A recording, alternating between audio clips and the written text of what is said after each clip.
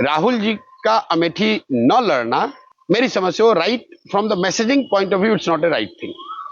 और उससे भी बड़ा ये है कि अमेठी छोड़ के रायबरेली चले जाना, या तो आप लड़ते ही नहीं कि भाई हम अमेठी में नहीं आए, हम वायनाड में हैं, हम वहां खुश है, आई एम देयर। आप ये दावा कर रहे हैं कि अमेठी रायबरेली हमारा है, तो भाई अगर हमारा है तो हमको लड़के लेना पड़ेगा। शायद प्रियंका जी ने कल इंटरव्यू में कहा कि मोदी जी भी तो गुजरात से नहीं लड़ रहे हैं, ठीक बात है, लेकिन मोदी जी गुजरात से हार कर नहीं भागे हैं। अगर आप अमेठी जीते हुए थे और तब आपने अमेठी छोड़ दिया होता तो कोई बात नहीं है। मेरी समझ से अगर राहुल जी को एक ही सीट लड़ना था तो आप वाराणसी लड़ लेते, तो समझ में आती भाई कि हम सेकंड सीट लड़ रहे हैं और मोदी को सीधी चुनौती दे रहे हैं। रायबरेली लड़ने का मुझे कोई मतलब स्ट्रेटेजिक और टैक्टिकल कोई सेंस समझ में नहीं आया कि रायबरेली लड़के आप क्या अचीव करेंगे।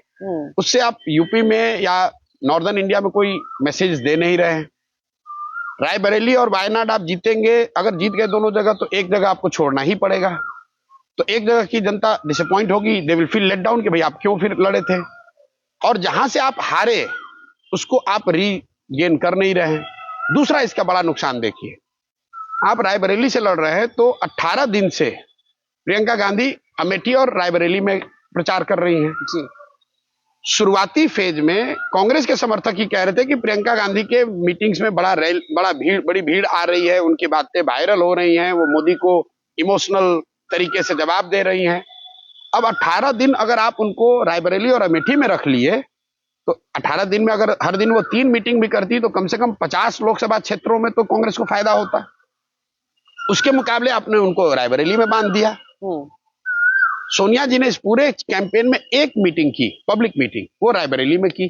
तो भाई अगर राहुल गांधी को जिताने के लिए ही सिर्फ आप चुनाव लड़ रहे हैं तब तो बात ही अलग है। मेरी समझ से सोनिया जी की अगर एक रैली होनी चाहिए थी, वो तो रैली बनारस में होनी चाहिए थी, वो रैली लखनऊ में होनी चाहिए थी, वो रैली वहां होनी चाहिए थी जहां कांग्रेस को एक सीट बढ़ाने में मदद होती। रायबरेली तो आप खुद से जीत ही रहे हैं। आप ये समझिए कि अमित शाह चुनाव लड़ रहे हैं जी, मोदी चुनाव लड़ रहे हैं। अगर मोदी जी कोई ऐसा डिसीजन ले ले जहां से कि 15 दिन उसी कंस्टिट्यूएंसी में वो रहेंगे तो लोग क्या कहेंगे कि भाई इससे अच्छा तो यही होता कि मोदी जी ये दूसरा सीट न लड़ते।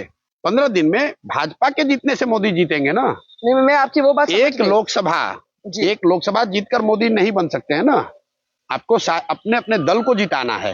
तो उस नजरिए से प्रियंका गांधी का सही है गलत है, ताकत उनकी है नहीं है, इफेक्टिव है नहीं है, बात छोड़ दीजिए।